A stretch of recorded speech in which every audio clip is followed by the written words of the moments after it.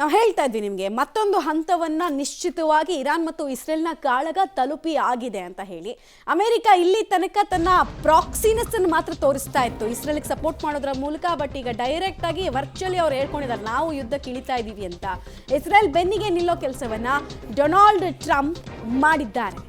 Iran ಬೇಷರತ್ ಶರಣಾಗತಿಗೆ Trump ಖಡಕ್ ಸಂದೇಶವನ್ನು ಕೊಟ್ಟಿದ್ದಾರೆ. ಬೇಷರತ್ ಶರಣಾಗತಿ ಅಂದ್ರೆ ಏನು? ಒಂದು ಖಮೇನಿಯನ್ನ ಸರೆಂಡರ್ ಮಾಡಿಸೋದು, ಅಂದ್ರೆ ಅಲ್ಲಿನ ಆಡಳಿತವನ್ನ ಚೇಂಜ್ ಮಾಡಿಸೋದು ಒಂದು. ಎರಡನೇದು ಅಲ್ಲಿನ ಅಣ್ವಸ್ತ್ರಗಳ ಕಾರ್ಯಾಗಾರದಲ್ಲಿ ನಡೀತಾ ಇರೋ ಎಲ್ಲಾ ಕೆಲಸಗಳನ್ನ ನಿಲ್ಲಿಸಿ ಹ್ಯಾಂಡ್ಸ್ ಅಪ್ ಅಂತ ಬಂದು ನಿಂತ್ಕೊಳ್ಳೋದು, ಇದು ಬೇಷರತ್ ಶರಣಾಗತಿ. ಇನ್ನೊಂದು ಕಡೆಗೆ ಈ ಖಮೇನಿ ಏನಿದ್ದಾನೆ ಸರ್ವೋಚ್ಚ ನಾಯಕ ಇರಾನ್ದು, ಆತನ ಅಡಗುತಾಣ ಕೂಡ ನಮಗೆ ಸಿಕ್ಕಿದೆ. ನಾವು ಬಯಸಿದ್ರೆ ಬೇಕಾದ್ರೆ ಅಟ್ಯಾಕ್ ಮಾಡ್ಬೋದು, ಬಟ್ ಖಮೇನಿಯನ್ನ ಕೊಲ್ಲುವಂತಹ ಉದ್ದೇಶ ನಮಗಿಲ್ಲ ಅನ್ನೋದನ್ನು ಅಮೆರಿಕ ಹೇಳ್ತಾ ಇದೆ. ಇನ್ಫ್ಯಾಕ್ಟ್ ಸ್ವಲ್ಪ ದಿನಗಳ ಹಿಂದಷ್ಟೇ ಇದೇ ಅಮೆರಿಕದ ಅಧ್ಯಕ್ಷ ಡೊನಾಲ್ಡ್ ಟ್ರಂಪ್ ಅವರು ಒಂದು ಸ್ಟೇಟ್ಮೆಂಟ್ ಅನ್ನು ಕೊಟ್ಟಿದ್ರು. ಇಸ್ರೇಲ್ ಖಮೇನಿಯನ್ನ ಕೊಲ್ಲೋದಕ್ಕೆ ಬಯಸಿತ್ತು, ನಾವು ಅದನ್ನು ತಪ್ಪಿಸಿದ್ವಿ. ಈಗಲೂ ಅಷ್ಟೇ ನಮಗೆ ಗೊತ್ತಿದೆ ಅವ್ರು ಎಲ್ಲಿ ಅಡ್ಕೊಂಡಿದ್ದಾರೆ ಅಂತ. ಬಟ್ ಈಗಲೂ ನಮಗೆ ಕೊಲ್ಲೋ ಉದ್ದೇಶ ಇಲ್ಲ. ಸರೆಂಡರ್ ಆಗಿಬಿಟ್ರೆ, ಡಿಎಸ್ಕಿಲೇಟ್ ಮಾಡಿದ್ರೆ ಇರಾನ್ ಕಡೆಯಿಂದ ಎಲ್ಲವೂ ಸರಿ ಆಗತ್ತೆ ಅನ್ನೋದನ್ನು ಹೇಳ್ತಾ ಇದ್ದಾರೆ. ಮತ್ತು ಅಮೇರಿಕಾದ ಅಸೆಟ್ಸ್ ಇದ್ದಾವೆ ಮಧ್ಯಪ್ರಾಚ್ಯ ರಾಷ್ಟ್ರಗಳಲ್ಲಿ. ಫಾರ್ ಎಕ್ಸಾಂಪಲ್ ಇರಾಕ್ನಲ್ಲಿ ಒಂದು 2,000ಕ್ಕೂ ಅಧಿಕ ಟ್ರೂಪ್ಸ್ ಇದ್ದಾರೆ. ಅಲ್ಲಿ ಸೇನಾ ನೆಲೆಯನ್ನು ಸ್ಥಾಪಿಸ್ಕೊಂಡಿದೆ.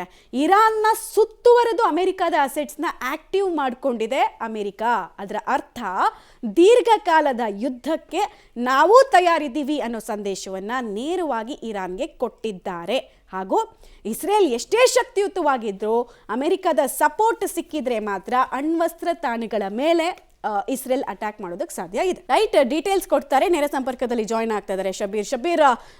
6ನೇ ದಿನ ಏರ್ ಸುಪ್ರೀಮೇಸಿಯನ್ನ ಇಸ್ರೇಲ್ ಸ್ಥಾಪಿಸಿದೆ ಅಂತ ರಿಯಾಟರ್ಸ್ ಸೇರಿದಂತೆ ಅನೇಕ ಅಂತಾರಾಷ್ಟ್ರೀಯ ಮಾಧ್ಯಮಗಳು ವರದಿ ಮಾಡ್ತಾ ಇದೆ. ಸೊ ಏರ್ ಸುಪ್ರೀಮೇಸಿಯ ನಂತರ ಇನ್ನೇನು ಸ್ಟ್ರಾಟಜಿಯನ್ನ ಬಾಕಿ ಉಳಿಸ್ಕೊಂಡಿದೆ ಇಸ್ರೇಲ್? ಅಮೆರಿಕದ ಎಂಟ್ರಿ ಇಡೀ ಯುದ್ಧಕ್ಕೆ ಯಾವ ರೀತಿಯಾದಂತಹ ಟ್ವಿಸ್ಟ್ ಮತ್ತೆ ಟರ್ನ್ ಅನ್ನು ಕೊಡ್ತಾ ಇದೆ? ಆಮೇಲೆ ಇರಾನ್ ಸಪೋರ್ಟಿಗೆ ಚೀನಾ ಬಿಟ್ರೆ ಹೇಳ್ಕೊಳ್ಳೋ ರೀತಿಯಲ್ಲಿ ಅತಿ ದೊಡ್ಡ ಮುಸ್ಲಿಂ ದೇಶಗಳು ಯಾವುದು ನಿಂತ್ಕೊಳ್ತಾ ಇಲ್ಲ ಇಲ್ಲಿ ತನಕ. ಇದೇನಕ್ಕೆ? ಯಾರಾದರೂ ಹೊಸ ಪ್ಲೇಯರ್ಸ್ ಇನ್ನೂ ಆಡ್ ಆನ್ ಆಗೋ ಸಾಧ್ಯತೆ ಇದೆಯಾ? ಮಮತಾ, ಡೇ ಒಂದಿಂದಲೂ ಕೂಡ ಇಸ್ರೇಲ್ನ ಬೆಂಬಲಕ್ಕೆ ಅಮೆರಿಕ ನಿಂತ್ಕೊಂಡಿರುವಂಥದ್ದು. ಅಮೆರಿಕದ ಅಧ್ಯಕ್ಷ ಡೊನಾಲ್ಡ್ ಟ್ರಂಪ್ ಬಹಳ ಸ್ಪಷ್ಟವಾದಂಥ ನಿಲುವನ್ನು ತೆಗೆದುಕೊಂಡಿದ್ದಾರೆ. ಇರಾನ್ ಎಲ್ಲಿವರೆಗೂ ಕೂಡ ಅಣ್ವಸ್ತ್ರ ಶಸ್ತ್ರಾಸ್ತ್ರಗಳನ್ನು ಮಾಡುವಂಥದ್ದನ್ನು ನಿಲ್ಲಿಸುತ್ತೆ, ತಯಾರಿಕೆಯನ್ನು ನಿಲ್ಲಿಸಲ್ದ ಅಲ್ಲಿವರೆಗೂ ಕೂಡ ನಾವು ನಿರಂತರವಾದಂಥ ದಾಳಿಯನ್ನು ಮಾಡುತ್ತೆ, ಇಸ್ರೇಲ್ ಅದಕ್ಕೆ ನಮ್ಮ ಬೆಂಬಲ ಇರುತ್ತೆ ಅನ್ನುವಂಥ ನಿಟ್ಟಿನಲ್ಲಿ ಹೇಳಿದ್ದಾರೆ. ಮತ್ತೊಂದು ಕಡೆ ಇರಾನ್ ಕೂಡ ಅಣ್ವಸ್ತ್ರ ಶಸ್ತ್ರಾಸ್ತ್ರಗಳನ್ನು ಮಾಡುವಂಥದ್ದನ್ನು ನಿಲ್ಲಿಸಲ್ಲ ಅನ್ನುವಂಥ ನಿಟ್ಟಿನಲ್ಲಿ ಒಂದಿಷ್ಟು ಹೇಳಿಕೆಗಳನ್ನು ಕೊಡ್ತಾ ಇರುವಂಥದ್ದು. ಇವತ್ತು ಕೂಡ ಇರಾನ್ನ ಮುಖ್ಯಸ್ಥ ಈ ಒಂದು ಹೇಳಿಕೆಯನ್ನು ಕೊಟ್ಟಿರುವಂಥದ್ದು. ಯಾವುದೇ ಕಾರಣಕ್ಕೂ ಕೂಡ ನಾವು ಅಣ್ವಸ್ತ್ರಗಳನ್ನು ಮಾಡುವಂಥದ್ದನ್ನು ಹಿಂದೆ ತೆಗೆದುಕೊಳ್ಳಲ್ಲ ಆ ನಿರ್ಧಾರದಿಂದ ಅನ್ನುವಂಥ ಹೇಳಿಕೆಗಳನ್ನು ಕೊಟ್ಟಿರುವಂಥದ್ದು. ಹೀಗಾಗಿ ಇರಾನ್ ಮತ್ತು ಇಸ್ರೇಲ್ನ ನಡುವೆ ಮತ್ತಷ್ಟು ತೀವ್ರ ಸಂಘರ್ಷ ಏರ್ಪಡುವಂಥ ಸಾಧ್ಯತೆಗಳನ್ನು ನಿರೀಕ್ಷೆ ಮಾಡಲಾಗ್ತಾ ಇದೆ. ಇವತ್ತು 6ನೇ ದಿನ. ಈಗಾಗಲೇ ಇರಾನ್ನಲ್ಲಿ 250ಕ್ಕಿಂತ ಹೆಚ್ಚು ಜನ ಸಾವನ್ನಪ್ಪಿದ್ದಾರೆ, 1500ಕ್ಕಿಂತ ಹೆಚ್ಚು ಜನ ಗಾಯಗೊಂಡಿದ್ದಾರೆ. ಇಸ್ರೇಲ್ನಲ್ಲೂ ಕೂಡ 40ರಿಂದ 50 ಜನ ಸಾವನ್ನಪ್ಪಿದ್ದಾರೆ ಅನ್ನುವಂಥ ವರದಿಗಳು ಕೂಡ ಬರ್ತಾ ಇದ್ದಾವೆ. ಈ ದಾಳಿ ಇನ್ನಷ್ಟು ತೀವ್ರವಾಗುವಂಥ ಸಾಧ್ಯತೆಗಳಿದಾವೆ. ಒಂದು ಕಡೆಗೆ ಇಸ್ರೇಲ್ ಇರಾನ್ನ ಮೇಲೆ ಸುಪ್ರೀಮೆನ್ಸಿ ಸಾಧಿಸುವಂತ ಎಲ್ಲಾ ಪ್ರಯತ್ನಗಳನ್ನ ಮಾಡ್ತಾ ಇರುವಂತದ್ದು. ನಿರಂತರವಾಗಿ ದಾಳಿಗಳನ್ನ ಮಾಡೋ ಮೂಲಕ ಅಂದ್ರೆ ಇರಾನ್ನ ವಾಯುಸೇನೆಯನ್ನ ಅಥವಾ ವಾಯು ಶಕ್ತಿಯನ್ನು ಕುಂದಿಸುವಂತ ಕೆಲಸವನ್ನ ಮಾಡ್ತಾ ಇದೆ.